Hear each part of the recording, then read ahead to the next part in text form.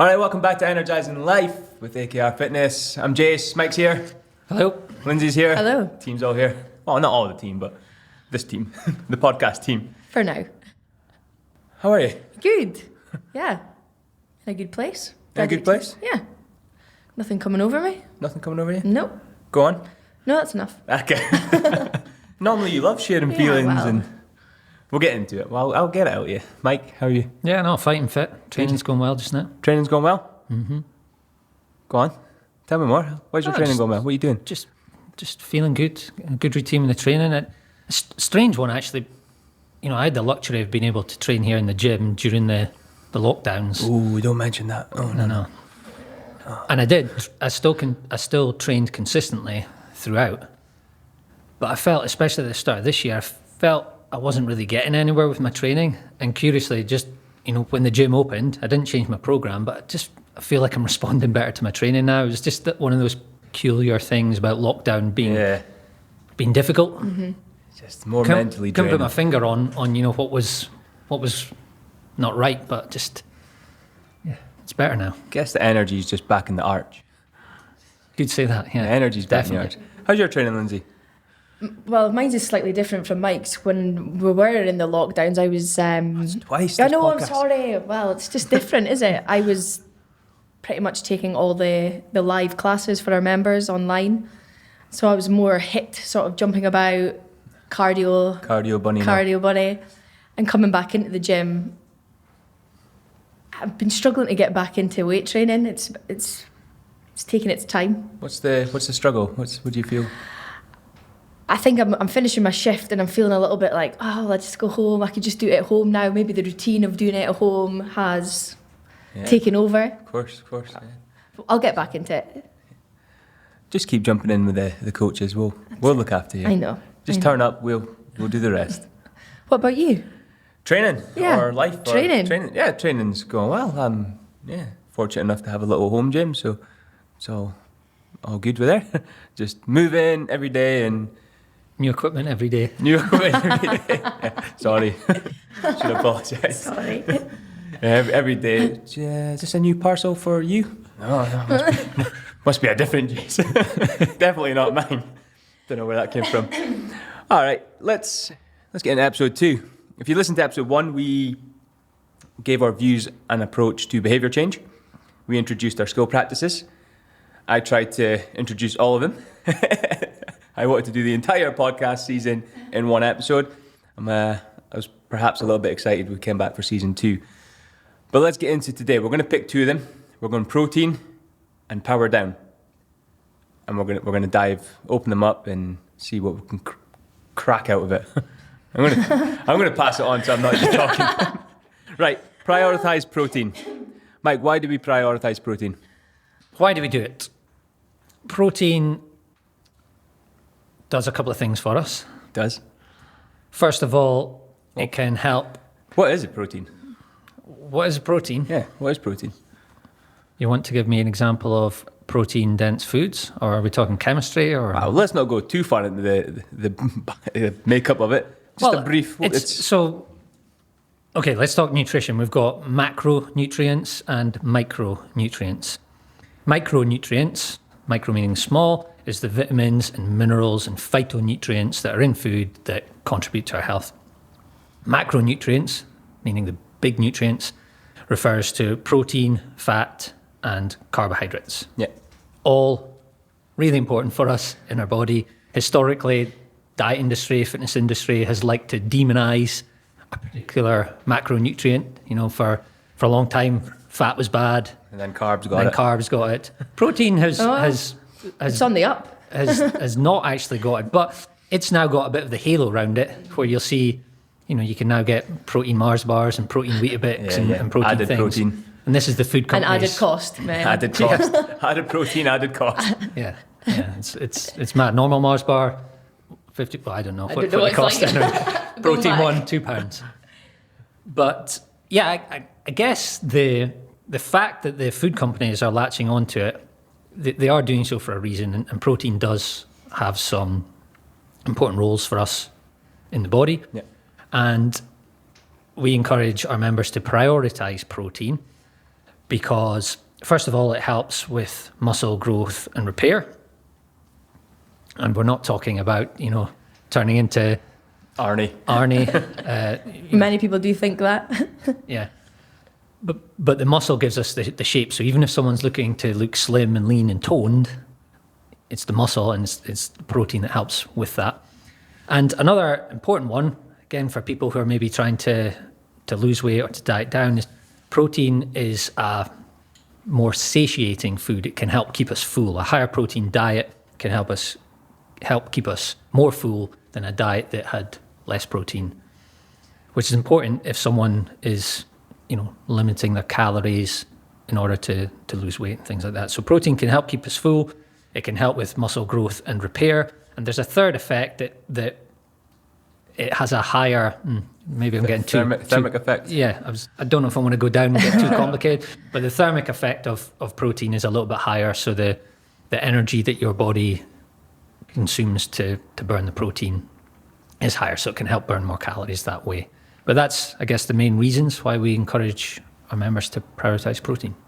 Yeah, it's a nice start there. Let's try to trip you up with a few of those chemical questions that were covered. I played it well. So, what is it about prioritising protein that we ultimately ask our members to do? So, the practice Yeah. is about trying to eat a protein-dense food at some meals. And then last episode we spoke about personalising the practice. Personal, And so essentially we've got 3 levels in this one. Level 1 is try and eat a protein-dense food at 1 meal in your day. Level 2 is to try to eat protein-dense food at 2 meals in your day. And level 3 at 3 meals in your day. So if someone's just getting started, start at level 1. If they've maybe got their lunch or their evening meal down, let's see if we can get it in at 2 meals. And we're just trying to keep it simple. We don't prescribe X amount of grams of protein or weighing or measuring protein. Not that there's anything wrong with that. We're just trying to keep it very simple. Eat a protein-dense food at 1, 2, or 3 meals a day. Yeah. I feel like a lot of people getting started with it might jump to, I'll do 3 meals a day. And that's you taking that big step before even thinking about the baby steps. Yeah, maybe something you have to build upon. Mm-hmm. Like I think I said in episode 1, it seems to be slightly easier depending on, I think you said, the backgrounds and sort of lifestyle approaches. So for me, this is a really easy skill practice. It's just something I've always done. I always have protein. I don't know if it's been in the fitness industry, where protein shakes were all the thing straight after a workout, about 2 seconds exactly after it. Otherwise, everything's gone. That's a podcast for another day. How does it work in your life, Mike? I would also say it's fairly straightforward. I think going back into, there is an element of, I guess it's a traditional meal. You eat your meat and your veg. Mince and tatties and some vegetables on the side or something like that. So there is a part of it that we'd hope, feel normal for people. I think there's a downside where people go totally the other way with it, and they're just trying to eat only protein or as much protein as possible. But we're just saying, eat a protein-dense food or a serving of protein at each meal. And again, that's not hard and fast definition. But if you're thinking, right, here's my lunch, okay, where's the protein on my plate? Being mindful of what's on the plate, or even if you're on the go and jumping into a shop, a lot of our members have said themselves that they'll just pick up a sandwich and not really think about it.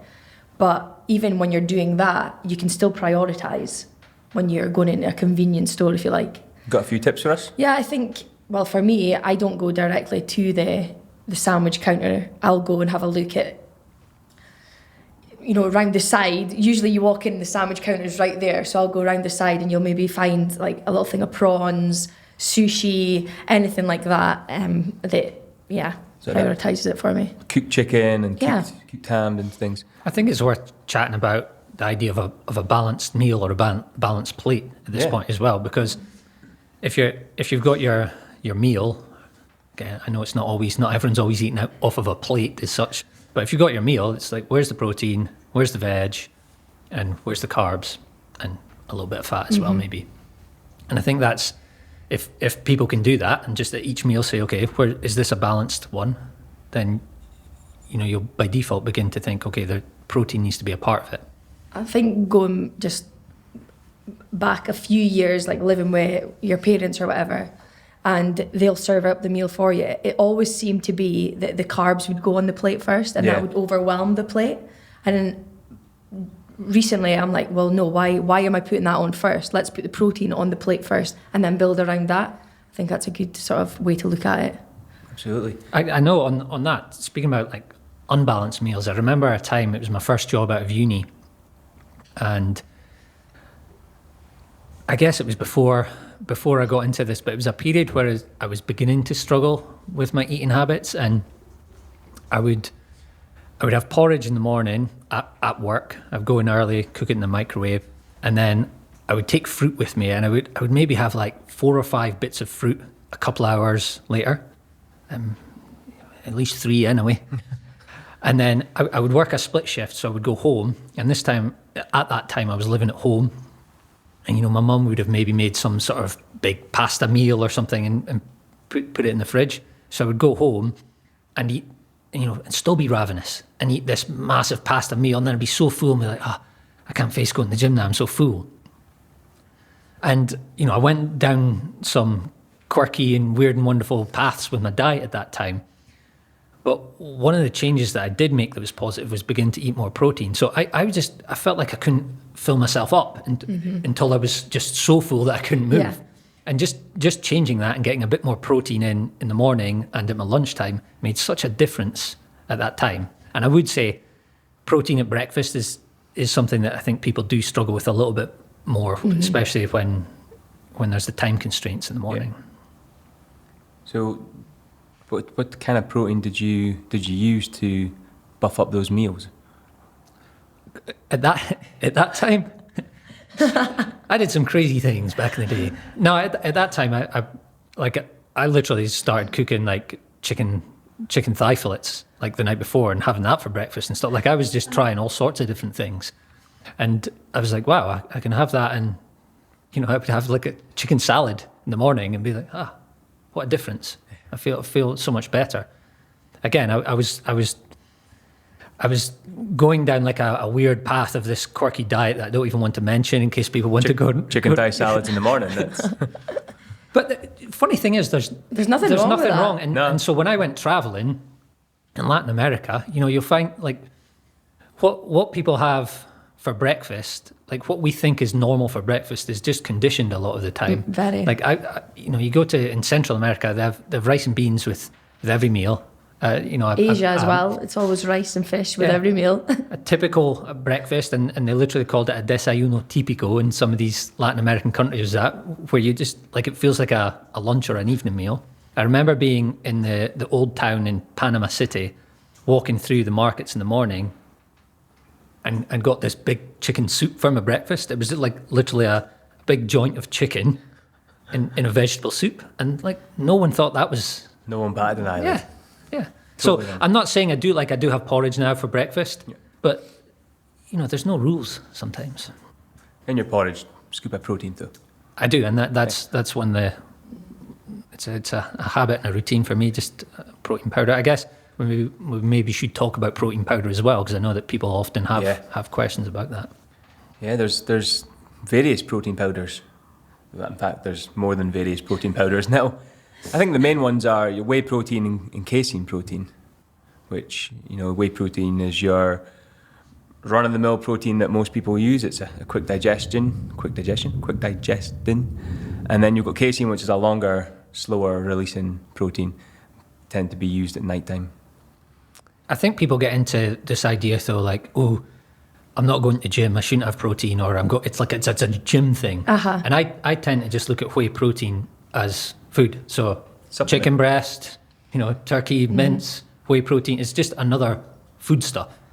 I'll use it if I know that I'm not going to be able to eat like the chicken or the sausages or whatever throughout the day. I'll put a scoop in a shake or a scoop in my protein if I know that I'm not managing the rest of the day to get those numbers. How is actually prioritizing protein for you in your life? For me, I go through phases with it, to be honest. Like at the moment, I can't remember the last time I ate red meat. Okay. So I've been like substituting with corn and things like that. But yeah, again, through phases. When I'm, say, on the bus bench, if you like, I'll track everything. I'll make sure I get the amount of protein that I need in with every meal.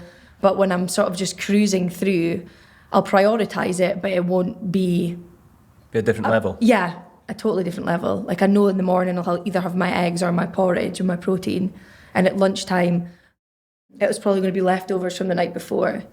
And always, if I am snacking, it'll be like a yogurt with added protein or a protein bar, if you like. Okay. But yeah, unlike you guys, I think I'm just probably a step back from that. Yeah. I think for most people, if we're talking about our members, if they, as I said, we like to keep things simple. Mm-hmm. And if they're getting a dense source of protein at each meal, or most meals, they're doing well. And we've actually got a guide on our members portal where they can download, and it goes into different like protein types. You know, you said red meat. A lot of people don't eat red meat. We've got meat version, fish version, vegan, mm-hmm. vegetarian versions. You know, it's not a meat diet or anything like that. It's just like, where's the protein in my meal? And that can be lentils and pulses and mm-hmm. fish and other things. All right, do we have any tips that we can give the listeners and the viewers on YouTube, that we can, what was I saying? Oh, do you have any tips that we can give them? Well, we say our approach is a two-step. You know, when we work on this skills practice, so we focus on this for 2 weeks at a time. Yeah. Step one, choose your level. So like, if you're just starting, pick level 1 and just focus on one meal at a time. Once you've got that meal organised, you know, maybe focus on your evening meal if that's an easy one. Or another Again, meal. going back to the habit, make it easy. Yeah, and then step 2 is organise yourself, because it's not going to happen on its own. Yeah. So what am I going to eat? Where's that food coming from? What am I going to have with it? Do I need to do the food shop? Do I need recipes? You know, where does it look like? Or, you know, for me at breakfast, is it a case of buying some protein powder and putting a scoop in your porridge in the morning? Done. That mm-hmm. could be that simple. That simple. I think for me, even just having easy protein elements in the cupboard. Yeah. So tuna, for instance, is just a go-to, quick, easy. Or Baby Bells. I love a Baby Bell. Yeah. Do you like a Baby Bell? Yeah, I do. So I have them in the fridge pretty much all the time. And then a stack of protein yogurts. So it's just easy grab. You know, you're getting it, tick in the box. So breakfast? Breakfast, I'll have a bagel with eggs and a Baby Bell and spinach. And your second breakfast? Today it was protein, scoop of protein in porridge with some Galaxy counters. What do you do for breakfast, Jace? Breakfast? It's a bit of a weird one. I found this new protein water stuff, so it's like protein shake, but it's in a juice form rather than a milkshake form, and I kind of just sip that throughout the morning. I'm not a big eater in the morning. Just find it makes me gag and a little bit sicky, so I don't really eat that much in the morning. But when I get to my first breakfast, then we're talking breakfast. I'm a big oats fan, but I like accessorising it. And so you have that a little later on. A little bit later, yeah. Just I don't know why, it's something about that first meal. I just can't do it. I've tried mm-hmm. all things. Steak and nuts, turkey, eggs. I've tried all those first thing in the morning, but it's just, I can't do it. I just have to drink water and hope for the best. But yeah. What about protein at lunch then? Lindsay? Mine is leftovers or a quick tuna salad. It's as simple as that. Leftovers from the night before. So if I make a big meal at night, let it be a bolognese. Yesterday I made a pesto corn pieces surprise. I say surprise all the time because it doesn't, whatever I've got in the fridge, I just throw it in. So I don't know how it's going to taste when it comes out. So I don't really follow recipes. Lindsay's recipe book, everything is surprise. Everything is a surprise, whatever's left over. Sums Lindsay up. Nice. A few spices here, never surprise. Measure anything. So yeah. What's in it? I don't know. I have no idea. Surprise! No, for me, I like similar. So I'm fortunate. Amanda does most of the cooking at home, so leftovers are a thing for lunch. Easy one I like is turkey sausages. Slightly macros, if you will. You know, less fat, less calories than pork sausages. Another one I like is a frittata, Oof. which is a 1 pan number where I stick vegetables in the pan, 3 eggs, whatever other protein I might have in the fridge. Sounds like a frittata surprise. Yeah, I think so. See, it works. If Lindsay had the naming rights, then that's what it would be, yeah. So yeah, but literally see, when I lived on my own, almost every meal was a frittata because there was 1 pan. I could have my balanced meals by chucking in the veg, the eggs, maybe if I've got cheese or ham or chicken or something else in the fridge, stick that in. Surprise. And then for the carbs, I just put that in a wrap and I roll it up in a wrap and eat Everything it. in a wrap. It's covered. A shout out to Coach Adam, who eats everything in a wrap. In wrap form. In wrap form. Can I put it in a wrap? Of course you can, Adam. Go for it. And then I guess evening meals, for most people, they're a little bit easier, are they? Slightly, yeah. People are more likely to have a grown-up meal at night time. An adult meal. And then the kids' leftovers. Most of my evening meals are slow cooked meals, but it always starts with the protein in first, then you surround it with your whatever you surround it with, surprise stuff. Even though, like, I know, like, people beat themselves up if they don't have an adult meal, but like even beans on toast with some spinach. I think beans on toast is a complete protein. I don't want to go into complete proteins and stuff, but I'm pretty sure it's a complete protein. Yeah, but also a balanced meal. Yeah. If you have beans on toast with some spinach on the side or something like And that. some cheese. So, yeah. And a wee bit of butter on your toast, though. Cheesy beanos. Yum. Cheesy bean. I'm getting hungry. All right, let's before everyone starts pausing and going for some lunch or some extra snacks, let's move on to the next one. Powering down. Why do we power down? What is it? What do we need it for? You can answer just one of those questions or all three. Anybody go, Mike? Thrown in. Pow. Sleep is crucial. So It's ideal, really. sleep. We need to sleep. Sleep helps us feel energized the next day, and also talking about food has a really important effect on regulating our appetite, our cravings for food and things like that. Decision making. Yeah. So sleep's really important. I think a lot of people don't offer it the respect that it requires or deserves or needs. And so this practice, we call it power down, which is just about winding down at the end of the day. It could be that. It could be having a set bedtime routine. It could be literally powering down screens, turning off the phone and the laptop and things like that. But giving yourself a better chance of sleeping well and waking restored. Sleeping's for when you're dead, though, is it not? Oh. I don't even. You'll be dead quicker if you don't sleep. Exactly. So that's the why. We spoke about having levels in the protein. Do we have levels for? We don't have levels with this one because it was a bit harder to come up with level. We maybe did at one point have different bedtimes or something. So. I don't know. But now it's kind of like, well, number one, stage one is pick something that's going to work for you. So it could be a set bedtime. It could be like having a bedtime routine, like going for a walk or reading a book, or decide upon your routine. What does powering down look like for you? And then level 2 is when you're going to do it. Very simple, but I think that's the bit that people miss, because the when is the cue when we're speaking about the habit loop. If I know I'm going to embarrass myself here. If at like 8:15 or 8:30, that's when I start like, okay, I need to go Run my bath and then plan my day, clean my teeth. Like I like to get in bed before 9 because I get up early in the morning, and I guess for so long, that's when you're coach. That's what you do. So, do you keep that routine 7 days a week? I'm not strict with it 7 days a week. A weekend I might stay up a bit later, but often, again, especially over this past year when there's not been much social things going on, I think like body likes routine.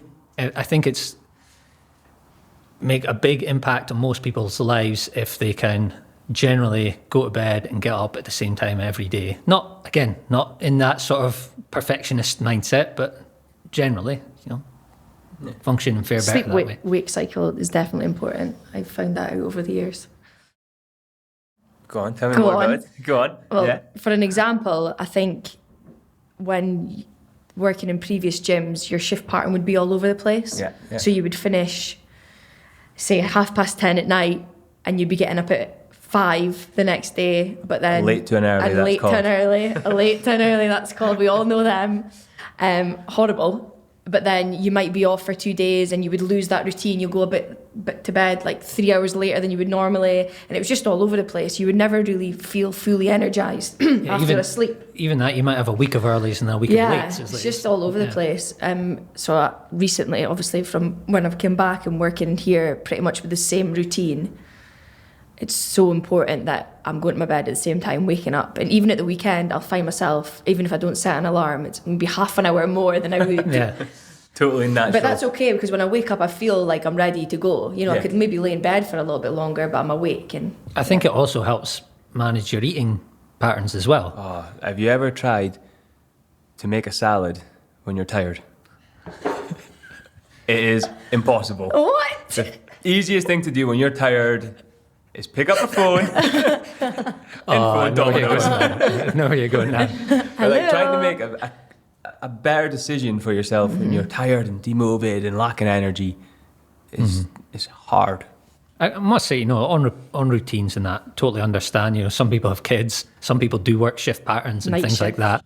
And so that comes into the bit we touched on before about, okay, what is under your control with regards to powering down?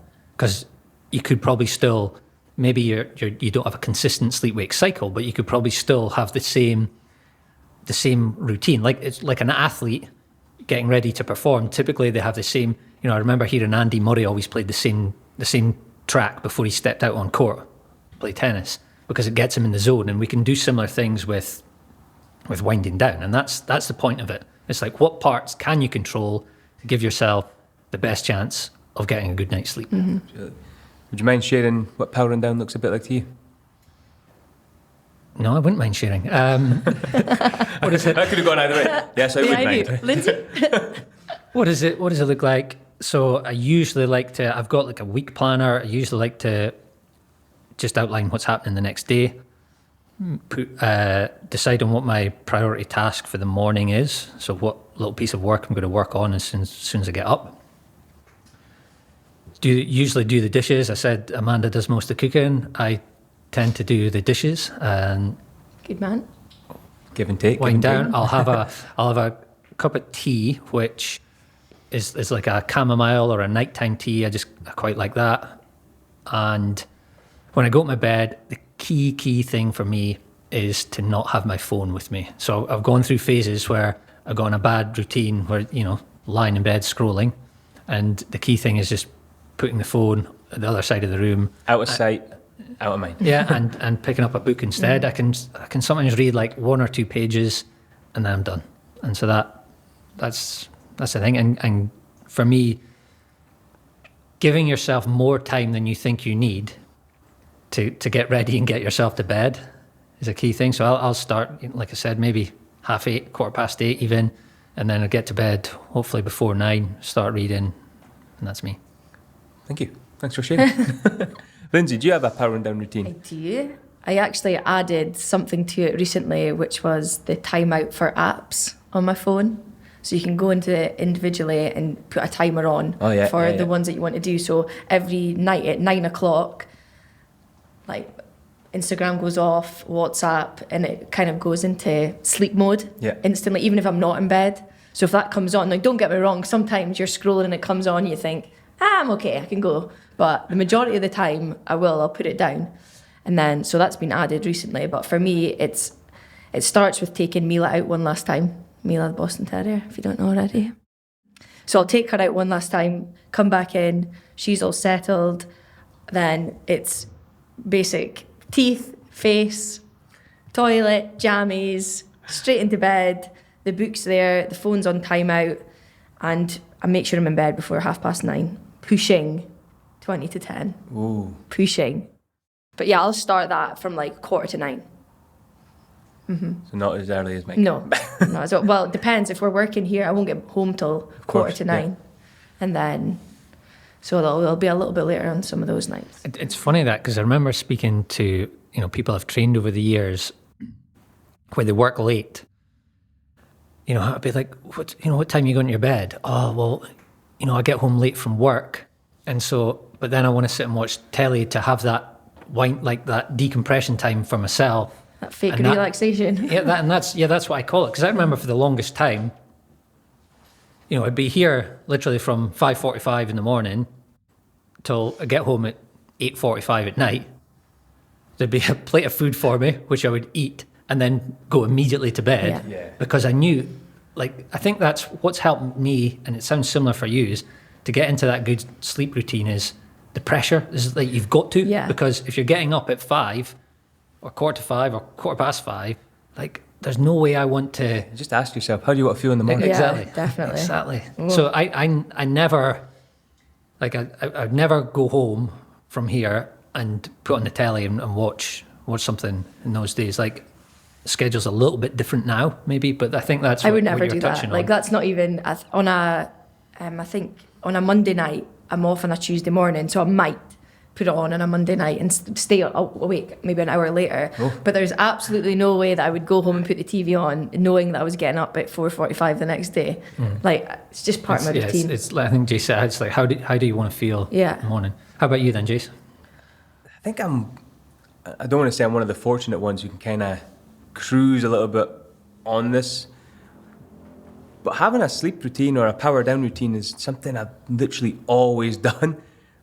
I brush my teeth, and then I do some mobility work, and I've kind of done this since I was a teenager. I just made sure I could. I think it was always I always wanted to be able to touch my toes. I thought if I could do that, it would be a sign of good flexibility. And I'd work on that every night, and then I'd read and go to bed. I'd try and read scientific papers because they just put me out.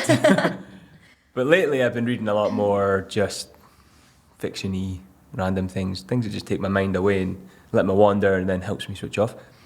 But so yeah, the power down routine is fairly solid in my life. You not added something recently though? Have I? I think so. Is it not like some sort of CBD oil? I've tried different supplements, and I've tried like zinc, magnesium. Currently, I'm trying CBD oil. It's I don't know if it's placebo or if it's actually working, but I pay for it, so it's definitely working. And I do find I actually don't wake up in the middle of the night, but I also experiment a lot with taping my mouth shut. It doesn't really work that well because I have a beard and I end up with it tape everywhere. But yeah, I try not to take things to my bed with me.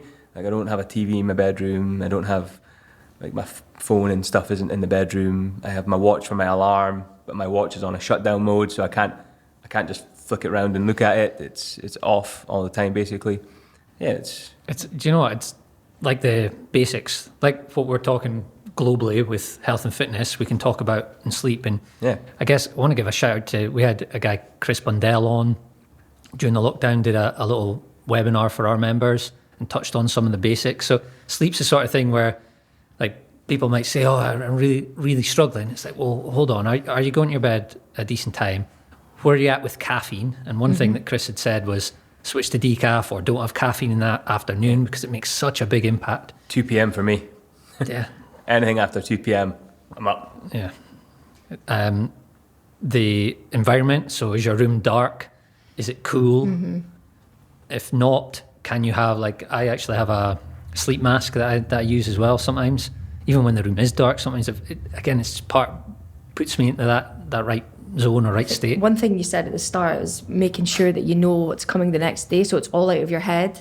Like having a list of what's to come, or reflecting on your day that you've just had, so you're shutting that off. You're thinking for tomorrow. It's all written down, so you can just definitely. I think that's a big thing for people. There's all these memes on the internet. It's like, oh, I'm so tired, and then I put my head in the pillow, and then suddenly brain's like, hello, have you thought about this? What about all these things you need to do? And like you said, Linz, if people can journal or write or plan or just download all that crap out of their head before they go, so they don't need to remember it. Mike, you sound like you have a very solid sleep routine. What happens to it when we go away on courses together? What happens to it?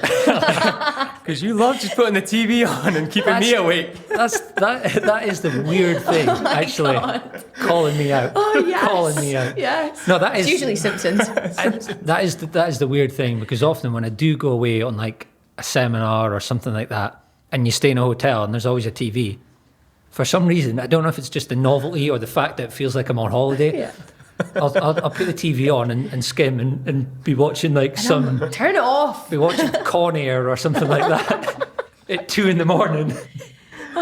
It's weird. Wild. I think it's- remember. I think it's that like it's a part of that rebellion from routine. You know, Yeah. I think if someone's routine is strict like that, there are that times where they just need to rebel a bit from That's it. when you need a holiday. Yeah. I always remember one time going on a course with Mike, and we were sharing a room. Have you seen this Friends episode? Oh yeah, I've seen that one. Have you seen this Friends episode? Oh yeah, I've seen that one. I was like that for about an hour. Like, Mike, we need to shut up. We've got to get up early. Oh, Bizarre. I think that's a great place to wrap Yeah. this up Yeah, I agree. before it goes on any further. All right, folks, thank you so much for listening. Remember, please give us a review, a rating, share it with a friend if you think this would be helpful for them. We're also on YouTube. And if you've actually got any questions for us, it's podcast at... Energizing life together. no. No. That's not how you email us. Podcast at akrfitness.com. There you go. I was away somewhere else there. Yeah, mine was hashtag. Ah, yes. Energizing There life you go. together. Hashtag energizing life together. All right, we'll see you on the episode 3 where we're going to pick another 2 habits and get stuck into those, or skills. Get stuck into those skills. All right, see you then.